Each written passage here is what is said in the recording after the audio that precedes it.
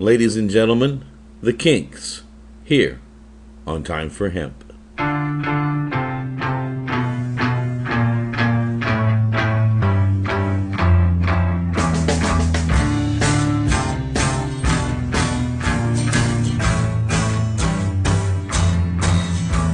The taxman's taken all my dough and left me in my stately home, blazing on a sunny afternoon. And I can't sail my yacht, he's taken everything I got. All I've got's this sunny afternoon. Save me, save me, save me from this squeeze. I got a big fat mama trying to break me, and I love to live so pleasantly, live this life of luxury, blazing on a sunny afternoon. In the summertime, in the summertime, in the summertime. My girlfriend's run off with my car and gone back to her ma and pa, telling tales of drunkenness and cruelty.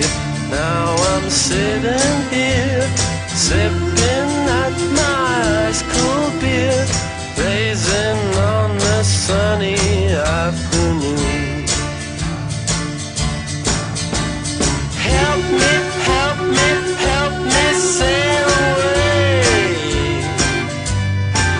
Well, give me 2 good reasons why I ought to stay. 'Cause I love to live so pleasantly, live this life of luxury, blazing on a sunny afternoon. In the summertime, in the summertime, in the summertime. Ah, save me, save me, save me from this squeeze. I got a big fat mama trying to break me, and I love to live so pleasantly, live this life of luxury, blazing on a sunny afternoon. In the summertime, in the summertime, in the summertime, in the summertime, in the summertime.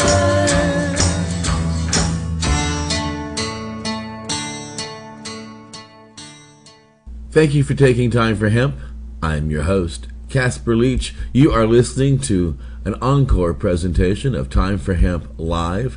Time for Hemp Live is heard every Monday through Friday on AmericanFreedomRadio.com from noon to 1 p.m. Central Standard Time, which is 10 to 11 a.m. Pacific Standard Time, and 1 to 2 p.m.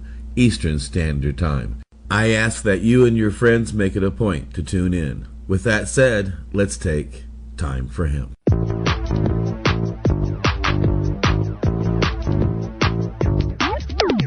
Look at all that money, yeah, the money that they spent.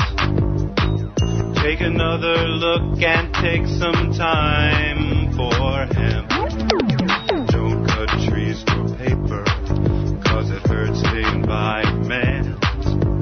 Stop deforestation, yeah, it's time for hemp. An acre of hemp makes 20 barrels of oil. No need for pesticides to poison all our soil. People got no food, they got no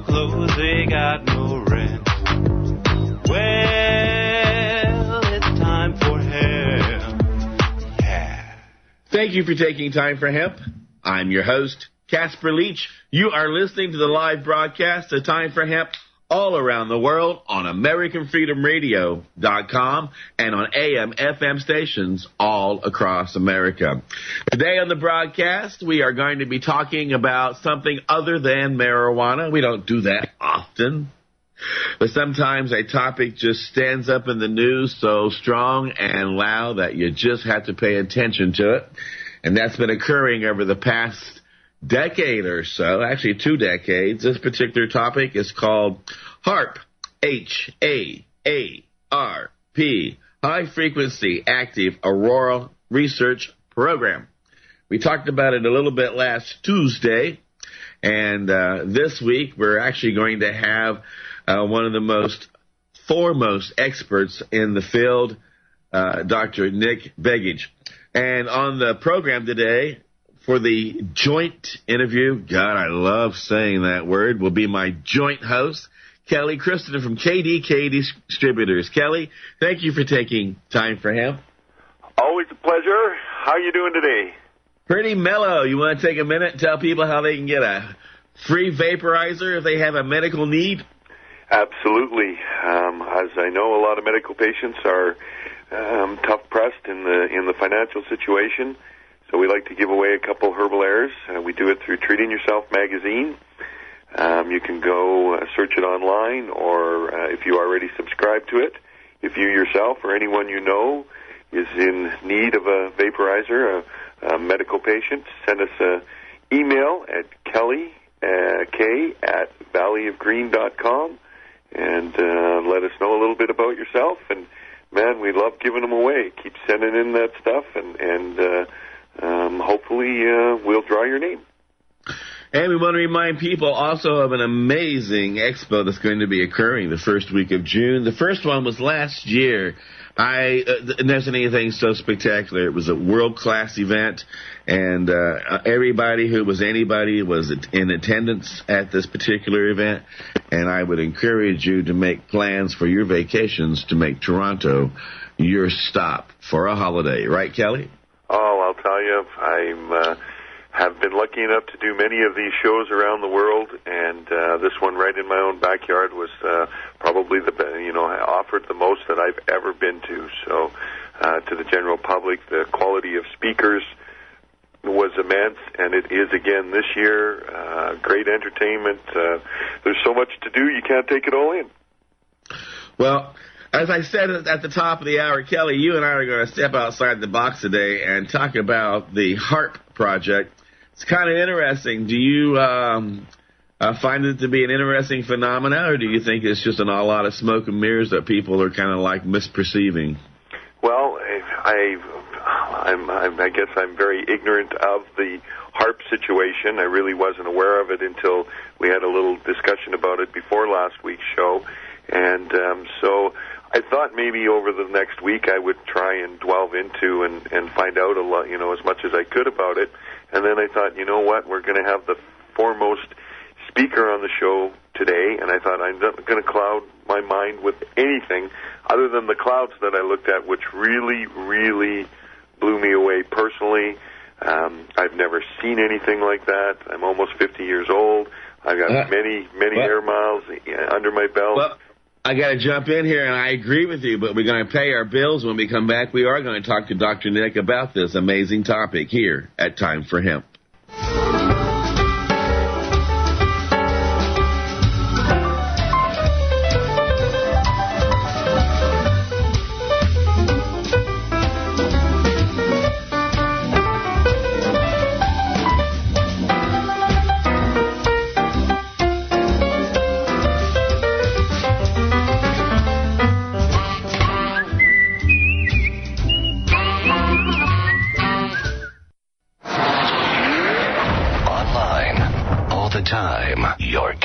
To the world. A-F-R American Freedom Radio.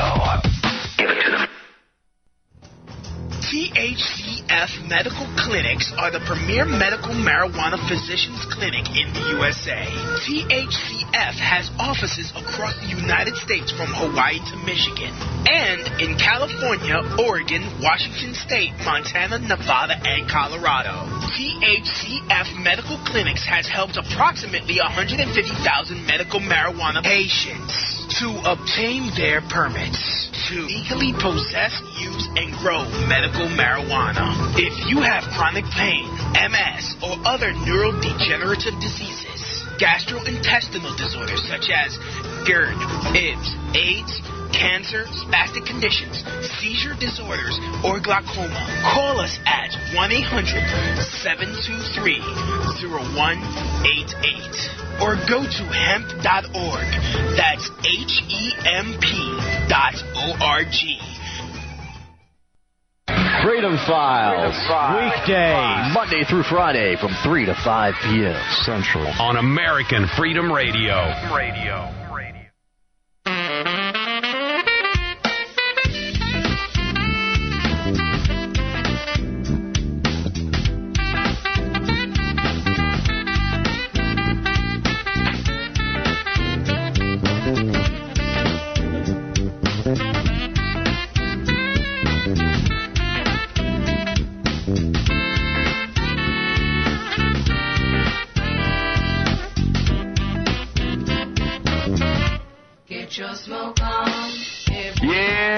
Baby, get your smoke on. Be loud, be proud. Let everybody know that you are a marijuana smoker. Come out of the closet and stand shoulder to shoulder. I think it'd be funny if about 1 million people walked into police stations all around the country and said, "Excuse me, I got an ounce of pot in my pocket. Like, can you arrest me?" It would clog up the court systems. It would clog up. It would be a mess. But, that's never going to happen. But if you do want to make a difference, you can go to leap.cc and find a speaker in your neck of the woods. Kelly, joining you and I on the program today is an individual who is considered the foremost authority on HAARP, HAARP, High Frequency Active Aurora Research Program, and his name is Dr. Begich. Dr. Nick Begich, thank you for taking time for Hemp. Well, thanks for having me on. It's going to be an interesting program, I'm sure, today, and we have an awful lot to cover.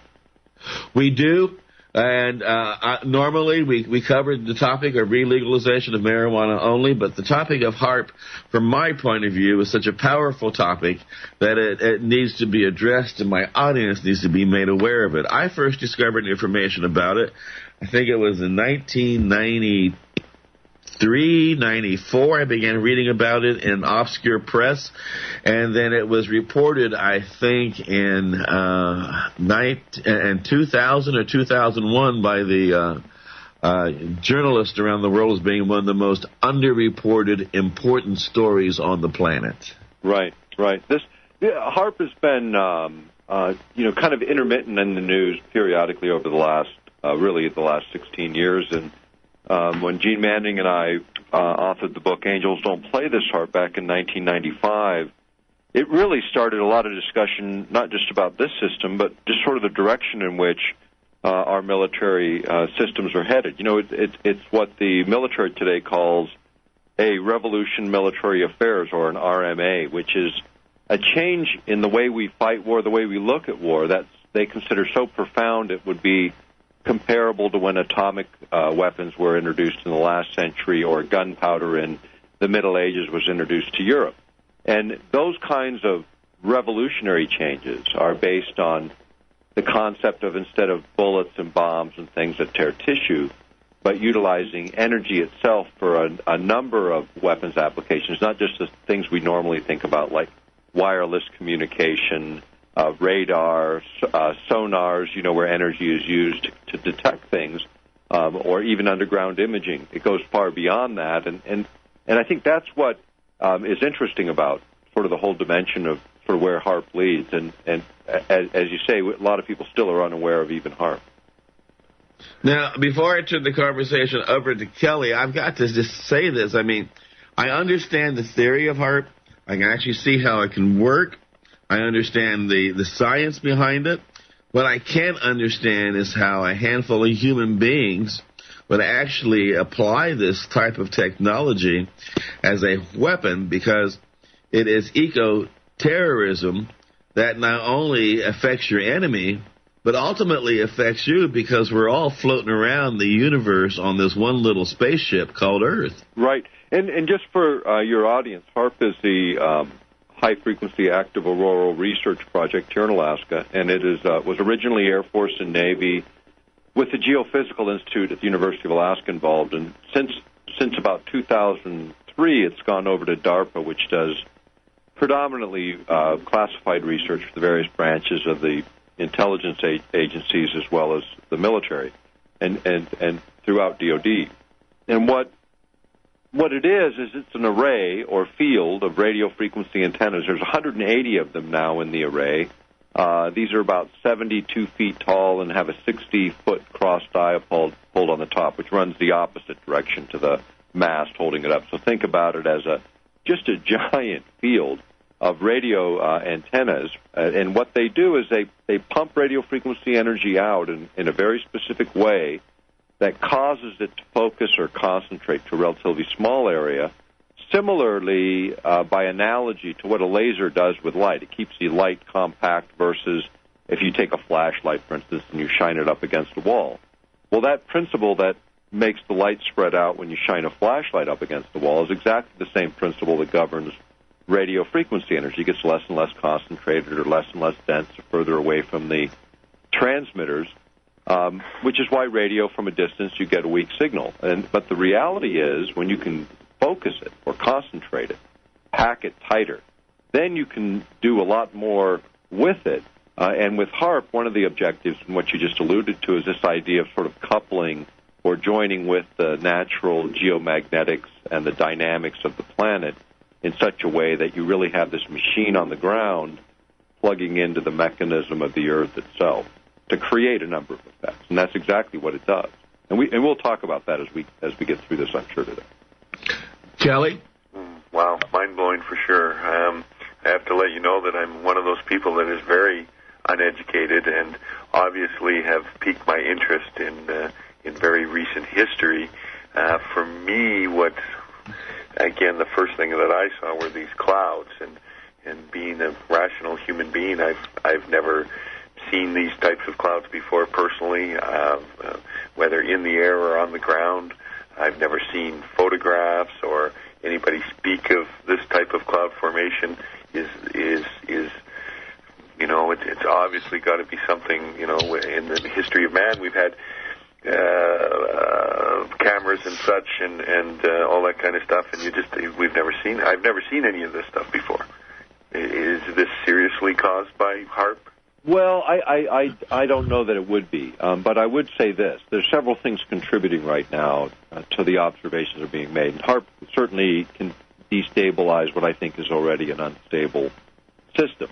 And when you look at what's happening on the Earth, for instance, cumulus cloud formation, which was thought to be always natural, and then there was this theory back in the 1980s where they suggested, hey, we noticed downwind from major metropolitan airports, we get more intense rainstorms and cumulus cloud formation.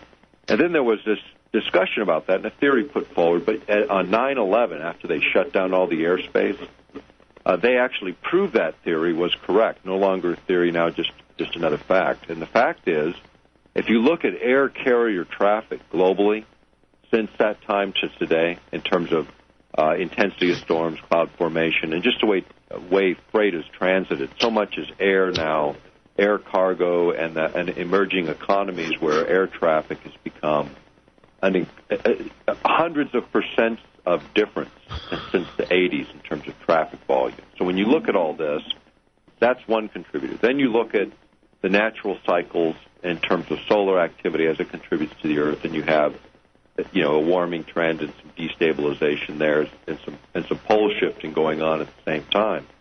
Then you take a system like HAARP, which is designed to plug into the magnetic field lines that surround the Earth, the very thing that's being disturbed right now by all of these natural things.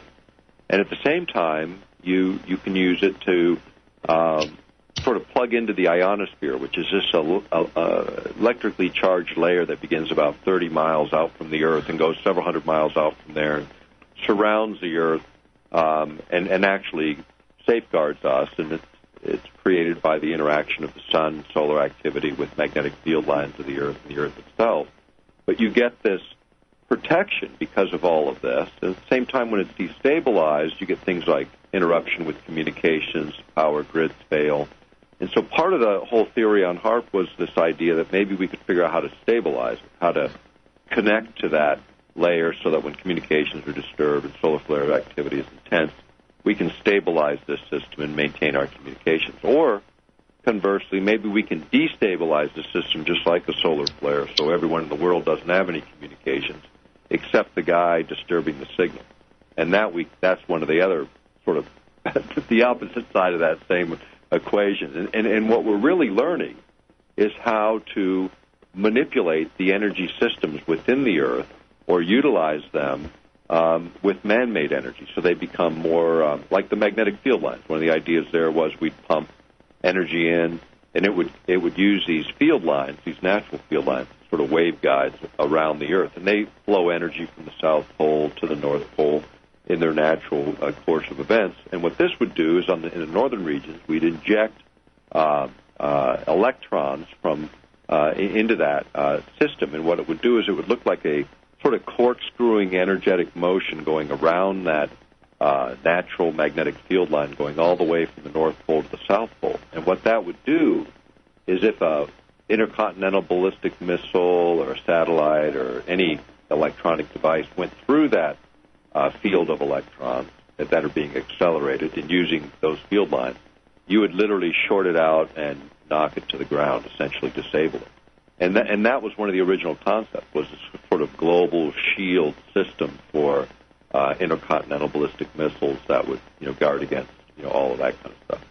So, that's kind of part of where it started, and that was the idea, was you could literally use this machine to do that. And then there were the spin-off ideas, which get into things like weather modification, and there's a couple different ways to do that. Potentially earthquake generation, utilizing this system or similar systems. And then even effects on biological life, on you and me, and then the ground-penetrating tomography, which gets pretty interesting. But there's an array of uses that this device can be utilized for. Now, another thing that I thought was absolutely mind-blowing before we get back to the weather patterns that are being changed, which people think, well, you can't change the weather. It's like, all right, Google seeding clouds and then call me, and I'll be waiting for your letters. When I did a search on this, I see that recently Jesse Ventura came up and chatted with you, and right. You were able to demonstrate to him exactly how HAARP can change the mood of a large mass of people. Right. This goes back to research that was done as far back as the 1960s. And there was a guy, J.F. Gordon MacDonald, who suggested, and he was a science advisor to Lyndon Johnson when he was president. He was also a professor of geophysics at UCLA, and he wrote a chapter in a book, and the book was called Unless Peace Comes. And in that, he cites this idea of electronically stroking the ionosphere in just the right way to return a signal to the Earth that would then change the behavior of people over large geographic areas. And then this idea was quoted and referenced in Zbigniew Brzezinski's book when he was at Columbia University, a book called Between Two Ages.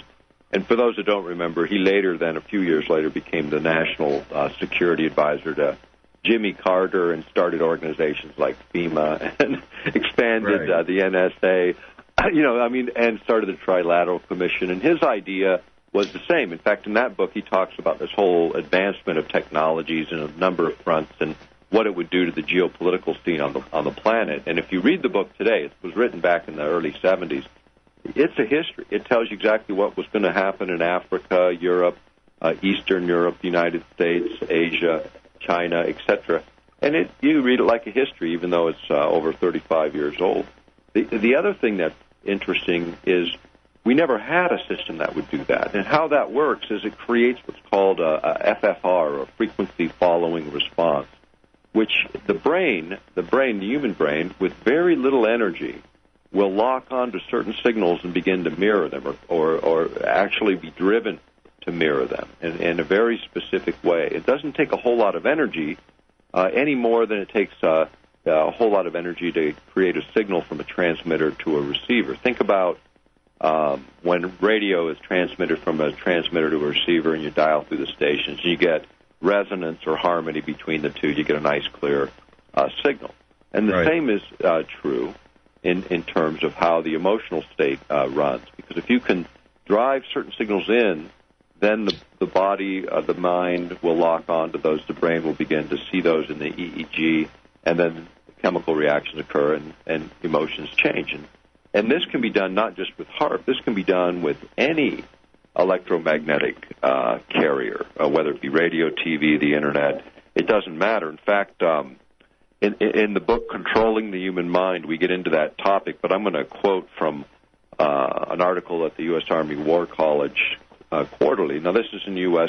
Army War College. I think this is 98 or 99 in the winter, and you can find it. The article's called "The Mind Has No Firewall."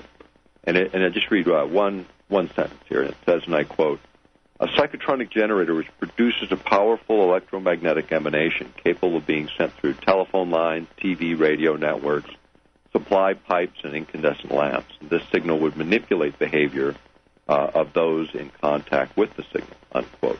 Now, what we demonstrated for Jesse was a device that sort of shows that principle. Same device that we demonstrated in the European Parliament back in February of 98 in a hearing before the Committee on Foreign Affairs and Security and Defense Policy. And in that, when we demonstrated this device, it ended up ending up getting in the most important resolution on security and disarmament they've ever passed. And it was 3 sections referencing the HAARP. And the last section that we were involved in getting in was and this is in their resolution A4-0005/99. And it says in section 27, it calls for an international convention introducing a global ban on all developments and deployments of weapons which might enable any form of manipulation of human beings, unquote.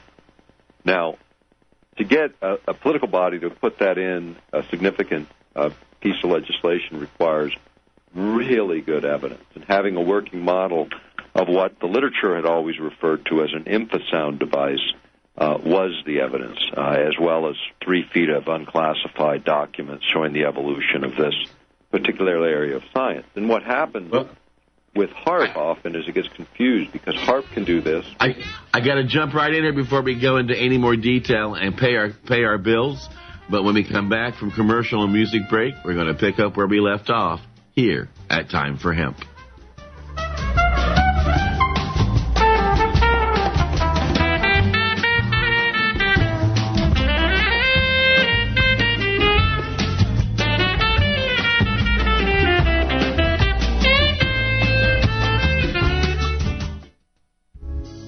Treating Yourself Journal is written by patients for patients and has grown into a worldwide source of remarkable information.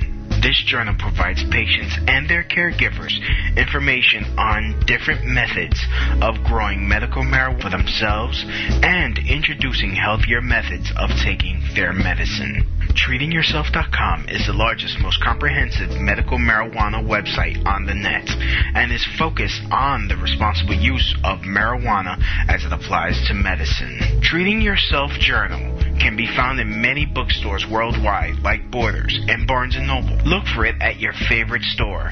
If you can't find it, demand it. Then go to treatingyourself.com and buy 2 subscriptions, one for you and one as a gift for a friend. Treating Yourself Journal, the most valuable resource for the global medical marijuana movement.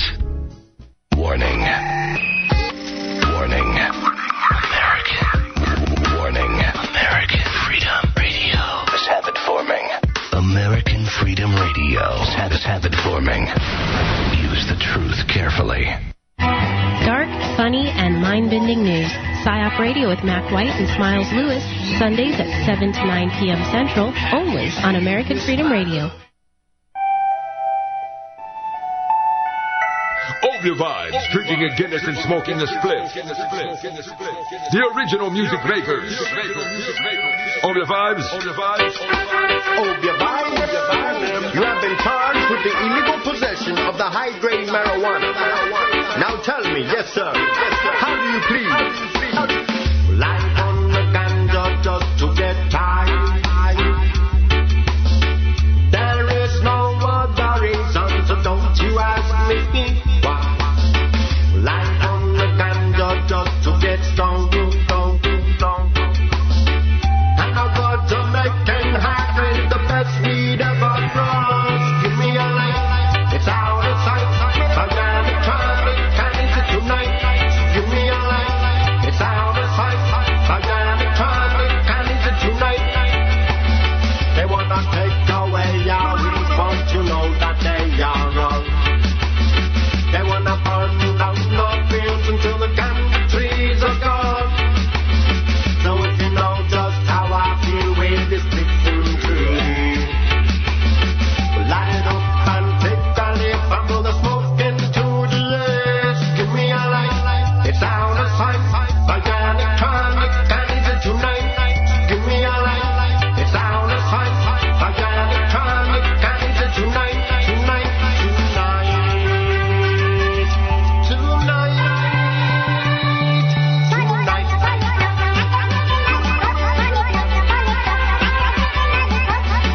Life on the ganja just to get high. There is no other reason, so don't you ask me why. Life on the ganja just to get strong. And I'm going to make and hydrate the best weed ever grows. Give me a light, it's out of sight. Organic traffic, can't eat it tonight. Give me a light, it's out of sight. Organic traffic, can't eat it tonight. They wanna take away our weed, but you know that they are wrong. They wanna burn down the fields until the ganja trees are gone. So if you know just how I feel, we be sticking to you. We'll light it up and take a leaf and blow the smoke into the air. Give me a light, it's out of sight. Organic traffic, can't eat it tonight. Give me a light, it's out of sight. Organic traffic, can't eat it tonight. Give me a light, it's out of sight. Organic traffic, can't eat it tonight. Give me a light, it's out of sight. Organic traffic, can't eat it tonight.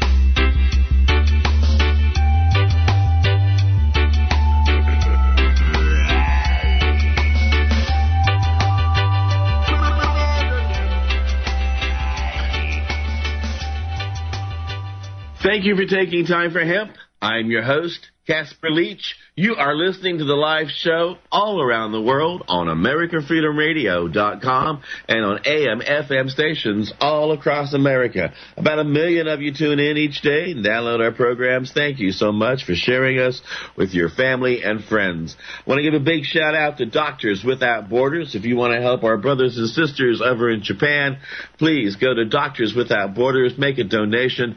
They could really use the help. On the program today, my joint host, you know I love that word, joint host, Kelly Kriston, and I are talking with an amazing individual who's written a book you can get at Amazon.com. It's called Angels Don't Play This HAARP, Advances in Tesla Technology, Dr. Nick Begich. Dr. Nick, it's really hard to believe still that this would be used as a weapon to alter minds, change thinking, change moods on mass groups of people. Jesse Ventura's come out now recently saying that he's pretty adamant that HAARP was responsible for some of the major earthquakes, including the one in Japan.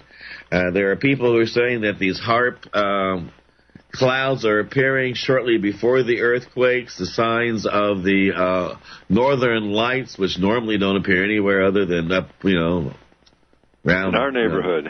Yeah. Up there in Alaska, are appearing in places like Japan and Chile. Now, help me make some sense of this. Is that, what's this, what's that? Well, in terms of light effects, the auroras do move south, not frequently, but they move, move from their, primarily northern locations. Again, based on really intense solar flare activity, you can get this kind of change. And then, of course, you have the equivalent in the southern hemisphere, near the south polar regions. You have the same effect normally, and then, of course, with solar flare activity, it moves also. Now, associated with great quakes, many people don't realize this, but even going back to the Alaskan quake of 1964, that quake created a disturbance in the ionosphere, the very area that HAARP manipulates, that created sort of a light show. And so there are those things associated. Now, cloud formation, that's a little interesting. I haven't heard that before associated with great quakes. In terms of HAARP's ability to manipulate, say, geophysical events, one of the concerns that we've had from the beginning is exactly that. And there was actually a quote by Secretary of Defense William Cohen back when he was Secretary of Defense, and that's we used it actually in our book, Earth Rising, the Revolution, and he said, and I quote, "Others are engaging even in an eco-type of terrorism, whereby they can alter climate, set off earthquakes and volcanoes remotely through the use of electromagnetic waves," unquote. Now, that was back from 1997 when he was the Secretary of Defense under Clinton. And what we know is that you can manipulate what are called gravitational waves with HAARP. In fact, Eastland realized many years after he developed and designed the system that you could actually manipulate weather with 1,600 times less energy than he originally thought when he designed HAARP, and then by manipulating gravitational waves, which could also be responsible or trigger other geophysical events. And then the idea that you could oscillate or manipulate the ionosphere, this energized layer above the Earth's surface, in such a way that it becomes sort of a giant broadcast antenna in the sky, generating ELF wavelengths, which can be used for Earth-penetrating tomography, which by analogy, would be like what an X-ray does. It would look into the Earth several kilometers deep to determine ground stratas and so on. And you can use it for communication with submarines and ELF, extremely low-frequency signals, or happen to be those that are biologically active for humans, moving human emotion around. And so when you start to manipulate potentially one thing, you may end up with either a side effect or maybe a deliberate effect in these other areas. And that's part of the problem, is HAARP and systems like HAARP developed by the Department of Defense are done in compartmentalized programs in the U.S. to maintain security. What that means is they break them up into the smallest bits possible, generate the science, and then combine it, at various stages along the way. And people don't really see it until the end of the game. Now, in other parts of the world, they do it the opposite. They combine multidisciplinary teams from all the various sciences and make sure everyone's benefiting by sort of full knowledge. And what you end up with is a little better perspective on sort of what you're doing. And we don't do that. Ours is very expensive, and things like HAARP, then, you get these side effects or maybe deliberate effects, depending on who's pushing the button. And that's the problem. And Eastland, when he designed it, and Dr. Eastland, we interviewed him back in '94, and then by the end of the century, we had become pretty good friends and had talked through a lot of this stuff. And he had continued to do work for FEMA and NASA and the European Space Agency on the whole weather modification area. And he had a conversation with Tony Tether, the head of DARPA, the top guy in DARPA at the time, about the mind effects issues. And then we had Dr. Eastland in a closed conference in Dallas when I was working with the Lay Institute there, along with a number of other scientists, to talk about these very issues we're talking about today. Kelly? Yeah, I'm trying to absorb it all. Like I say, I'm very uneducated in HAARP and what's been going on with it, and unaware that it's been around for such a long time. And I find it extremely intriguing, just as a human individual. I think that the masses would be very interested in exploring things more. Is there any more that you can do, or farther that you can delve in that what the government's doing, or they're just going to keep it all secret and spring it on us one day when we least expect it? Well, I think there's been a lot going on already. In fact, if I can give my website, which has a number of abbreviated articles. We'll never get to everything today. But there's a lot of material there on this subject and the related subjects at earthpulse.com, and that's EARTHPULSE, earthpulse.com. And we have a lot of articles on HAARP. There's a lot of material on the mind effects issues. And then there's, of course, all of our publications and so on. But the thing about HAARP that I think is interesting from my perspective is that over the last 16 years that we've been reporting on it, and we've revised our material, but never once, go back to the first printing of HAARP, Angels Don't Play This HAARP, and we have not deviated, nor have we been proven wrong on our major assertions throughout that work. And there's over 350 source documents cited. So it's, we've just hit, I think we've quoted from maybe 2 or 3 sources today. And the material that the military put out on this, when as you sort of look at the science and how it evolved, now these systems, these started back in the 1970s when we started observing this very strange signal coming out of the former Soviet Union. It got the name, they called it the woodpecker signal, because ham operators picked it up like a clicking sound, and they were able to triangulate it back to 5 transmitters in the former Soviet Union, which were the first generation of what they called ionospheric heaters. And these old units were given some credit for altering weather and creating power failures and affecting people's health. And then people remember back in the 60s and 70s this whole thing about the microwave beaming of the U.S. Embassy, and there was a whole controversy over it. And they said, well, it was just communications and surveillance. Well, it wasn't. It was a way to manipulate emotional states on people that the Soviets had developed a really great expertise in this area. And on the earlier ionospheric heaters, one of the really simple ways, and including the new one, the simple ways to manipulate, say, weather was to actually heat up the ionosphere, this area 30 miles above the Earth's surface, and push it out several hundred miles. And what would happen is you get a 30-mile diameter sort of hole that the lower atmosphere then moves into, and it changes the relative pressure systems underneath. It also creates, a satellite going through that atmosphere that's not supposed to be there, would burn up and malfunction and crash. You could use it for steering a jet stream. If you have a jet stream in the vicinity, you could do this and manipulate where that jet stream goes and have a tremendous effect down, sort of downstream, because a very small change in one location in the northern regions creates like a swing effect that can cover thousands of miles, moving storm fronts into areas where they shouldn't be. And that's where this kind of experimentation gets really risky. And the fact that it's not just cloud seeding. If people look up weather modification, they're going to find all kinds of things, from electrostatic to chemical reactions. And the thing about it is there's private companies and governments now offering the service. You can go back to New York Times articles when the big fires in Indonesia were burning, and it was the Russians, a private company in Russia, that offered to clear it out by creating an artificial cyclone. And then you had both the Russians and the Chinese during a major Olympic event talking about changing the weather to make sure it's just perfect. So it's not just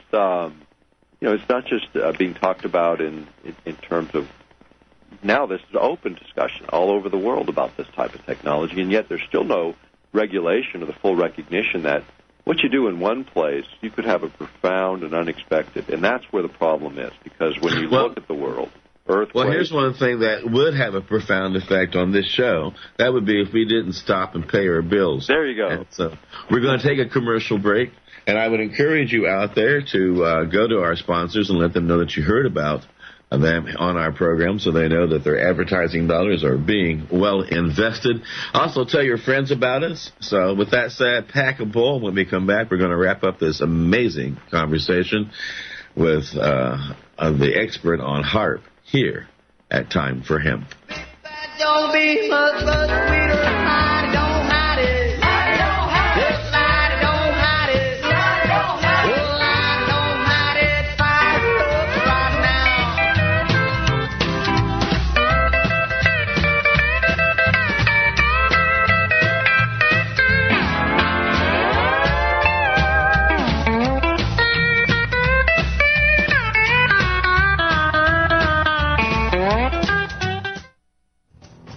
THCF Medical Clinics are the premier medical marijuana physicians clinic in the USA. THCF has offices across the United States from Hawaii to Michigan, and in California, Oregon, Washington State, Montana, Nevada, and Colorado. THCF Medical Clinics has helped approximately 150,000 medical marijuana patients to obtain their permits to legally possess, use, and grow medical marijuana. If you have chronic pain, MS, or other neurodegenerative diseases, gastrointestinal disorders such as GERD, IBS, AIDS, cancer, spastic conditions, seizure disorders, or glaucoma, call us at 1-800-723-0188 or go to hemp.org. That's HEMP.org. Hi, I'm a California hemp worker. A lot has happened to the hemp industry within the last year. The hemp industry went from being criminal to legitimate. It also means a lot of new American jobs. I work very hard, and I want to be compensated fairly. That is where the United Food and Commercial Workers Union Local 5 comes in. Not only has the United Food and Commercial Workers Union Local 5 fought for the rights of Americans to have access to medical marijuana, but they also fight for my rights to have fair wages, medical and dental benefits, and a good retirement. If you're a hemp worker like I am, consider joining the United Food and Commercial Workers Union Local 5 and do your part to keep jobs in the United States. For more information or to join, go to ufcw5.org or call 877-655-3483. The United Food and Commercial Workers Union Local 5. One vision, one voice, one union. Yo, what's up? Check this out. The voice of the revolution. American Freedom Radio. American Freedom Radio. Freedom Files. Weekdays, Monday through Friday from 3 to 5 p.m. Central. On American Freedom Radio.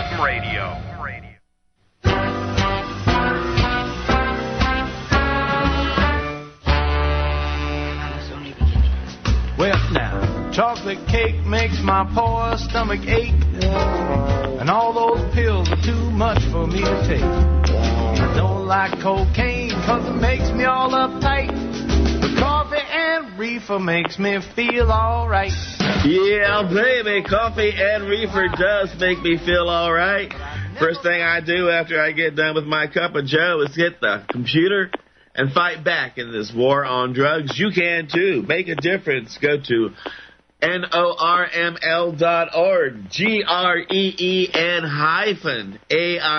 GREEN-AID.com, and any other organization in your neck of the woods to get active in making the world a better place.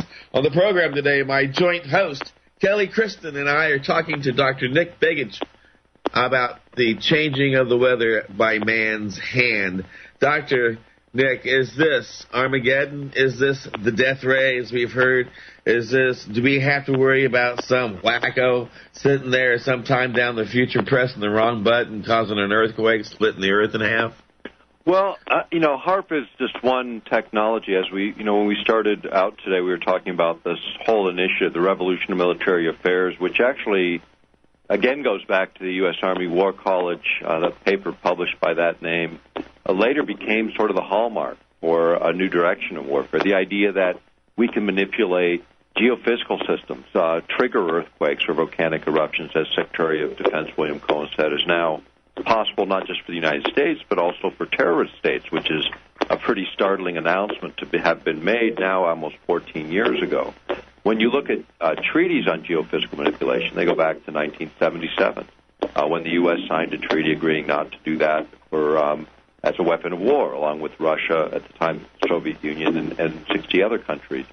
When you look at manipulation of human beings, behavior, emotional states, and the number of ways that can be done, that has caused a lot of concern. And we, when we wrote, I wrote Controlling the Human Mind, the Technologies of Political Control, to really get into that issue. Over 250 sources. It became sort of the intro when we put together a conference, on that subject, and really brought together some pretty good thinkers. And there are, a lot of changes in this area of technology. But when you look at warfare, energy itself being the weapon of the 21st century, manipulating the human being is sort of the ultimate target. If you can change behavior, if you can create fear, panic, as an example, you can subdue your enemy without ever firing a round if you can do it intensely enough.